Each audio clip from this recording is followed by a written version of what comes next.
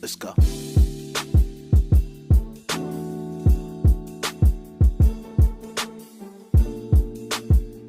What's going on, everybody? My name is Mel, and welcome to Rejection is a Bitch podcast, episode 2.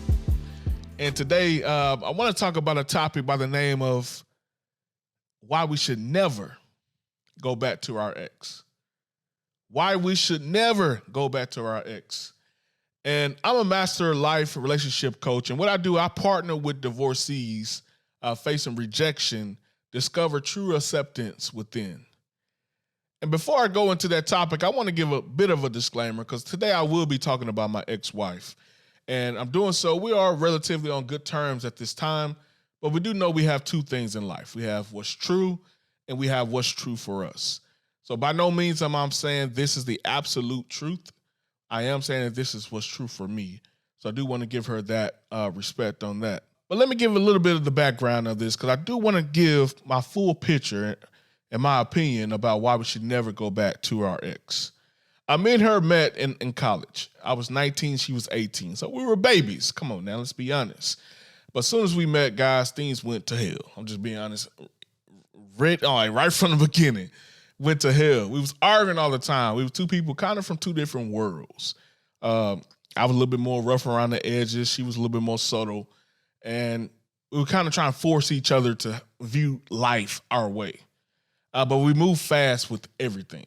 If you heard the things I talked about in episode 1, I was dealing with my own rejection and finding myself. And I had high sex drive and high sex nature about me that was my way of finding in peace and coping with anything. And I can't speak for her, but that's where we went very fast, very early. And it really wasn't a lot of productivity outside of our sex life. But I will say, undoubtedly, we grew very close. It seems like every time something went wrong, it drew us closer after the argument or whatever the issue was. I know that for me, I come from a background in my family that when things go wrong, you seem to draw closer, and it's kind of like the ghetto love type thing. I don't know if you guys heard of that. Ghetto love is basically when shit hit the fan, that means y'all more in love. People be together for 20 years and, they're all having all kind of domestic violence and, all kind of stuff going on, but they think the toxic love is the real love. For some reason or another, that's what we think. So I'm not saying we had domestic violence, but I am saying we had a lot of turmoil, but we decided to stay together. And we were together dating for about 7 years. And at that point, we decided to get married. Now, none of the story that I've said before shows that we should have went ahead and got married. But we ignored every single red flag and decided to go through with it. And that was a horrible decision because, honestly, the most vivid thing I can remember at the wedding is a picture from the wedding of me crying at the altar while the preacher is going over his, all his scriptures and everything. I'm up here crying my eyes out. Why? Not because it was the most special thing and the most beautiful thing to me. No, I was afraid. I was scared out of my eyes, scared out of my mind. I was afraid about what was about to happen because I had no preparation for what's to come. Every vision of marriage I've ever had in my life was a bad picture. My parents had a very tumultuous relationship. It was no great view of marriage. So for anyone who knows the nature of men, we need to see things work properly and how things work properly before we can manage anything. So I was afraid. I went into little boy mode. During that first year of marriage, I went straight to little boy mode. And what does little boys do whenever they get afraid or whenever they're in a moment of making a choice, whether they stand strong or cower down? Little boy would cower down and begin to play with his toys. That's exactly what I did. I went back to what I knew best, which was getting deep into pornography and deep into talking to other women. And this really broke her down. This really tore her apart once she found out. Because to her, once we said I do, all the old habits were gone. All the old things that I was caught up in were gone. But I brought it to our marriage. And she responded by doing her own things, which I won't go into. but there was a lot of mistakes made on both ends. By the end of year 2, we decided to go ahead and separate. So we married for a total of 5 years, but 2 years together, 3 years of separation. During this 3 year separation, I gotta be honest with you guys, I met one woman each of those years, because there was times where I said, man, I'm doing everything I can do. I see that she doesn't want to be back with me. She kept rejecting me. So I say, man, let me move on just in case we never get back together. But I met 3 incredible women. The first year I met an incredible woman. The second year I met an incredible woman. The third year I met an incredible woman. All 3 women were high quality, and I thought they had a great potential to be the next Mrs. Holloway. If things were to not work out with my wife, I was thinking these women have a great quality in them that they can be the next Mrs. Holloway. Now, why was it 3 separate instances? Why was it 3 separate times each year? Why was it a separate woman each year? Because every time I think that my wife and I were over, she would come back and ask for reconciliation. And because I didn't want to give up on my marriage, I gave in every time. I would cut ties with each woman, break their heart, have a horrible, tough conversation with them, and went back to my wife every single time, only to be rejected from her every single time. Yeah, she would come and say she want to reconcile or come back together, but once I say let's come back together and get under the same roof, oh no, we going too fast. I don't want to come across as super religious, but there is a story in the Bible that I want to use and draw a parallel very quickly. There was this man in the Bible named Abram, and he had a nephew named Lot. During this time, there was a war between several cities, and one of the cities being Sodom. You guys know from Sodom and Gomorrah, the cities that God eventually destroyed. And Lot, Abram's nephew, lived in Sodom. So during this war, there were 4 kings that actually eventually won the war, and they robbed Sodom of all its possessions and valuables. They also took people as slaves. Now, Lot was one of those slaves, so he was captured by these 4 kings. Abram was a strong and noble man, so there was no way that he would allow his nephew to be held captive and not go and rescue him. Abram gathered his army.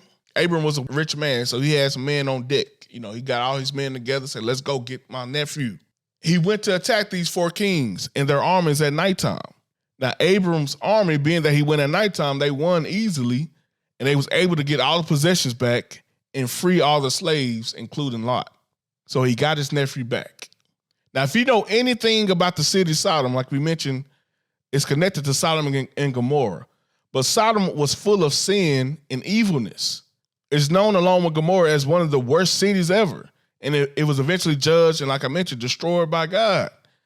But after being rescued from slavery, Lot went right back to Sodom. God rescued him, Abram rescued him from physical slavery, and he went back to Sodom. So what's the point of my story? By virtue of Lot living in Sodom during the war, it led him to slavery. So there's an argument to be made that him being in physical slavery with the 4 kings is the same or possibly better than the spiritual slavery that he was experiencing while living in Sodom. His spirit was being held captive based on the unlimited amount of sin that he was taking part of in Sodom. He gets rescued from one version of slavery and chooses to go right back to his old version of slavery. Then he eventually lost everything once God destroyed Sodom and Gomorrah. So I believe that Lot being forced into physical slavery was a warning from God. It was God's way of spiritually rescuing Lot from Sodom. It may have not been the best situation, but it was far better than him being in Sodom. And God knew that Abram would rescue Lot from the physical slavery. This parallel may be a little hard to understand, but in the same vein, I really believe that God was telling me through those 3 women, seeing the potential for a future wife. I saw greatness in those women. It was God trying to rescue me from the destruction that was to come, which eventually was inevitably my divorce. It was time for me to move on. But I wouldn't pay attention to the signs. I kept returning to Sodom. Kept going back to what's familiar. Until one day I made a choice to no longer run back to what was familiar. What was the thing that was familiar to me? Rejection became familiar for me. Rejection, her rejecting me became what was familiar.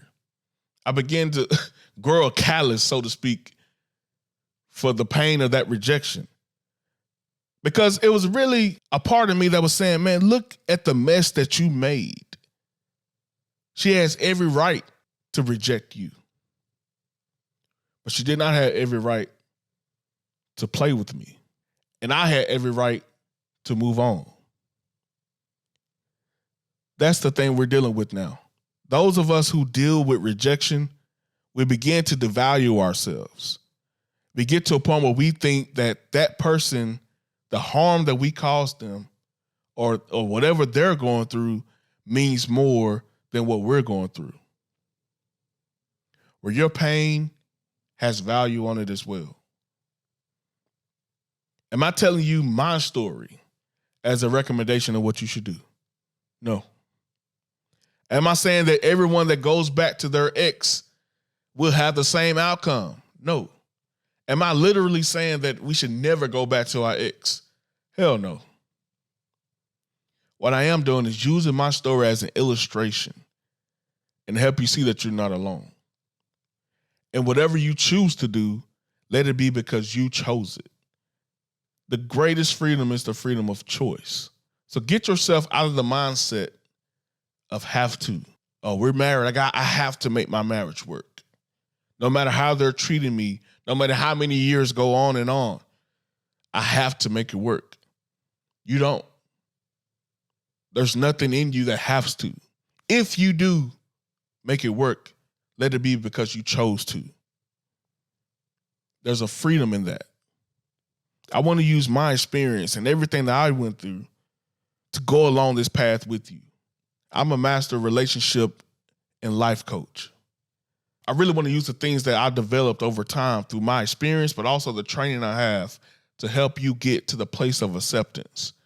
If this is your situation and you are ready for that change, if you're tired of feeling the weight of rejection and are ready to experience the freedom of internal acceptance, I really want to be your coach.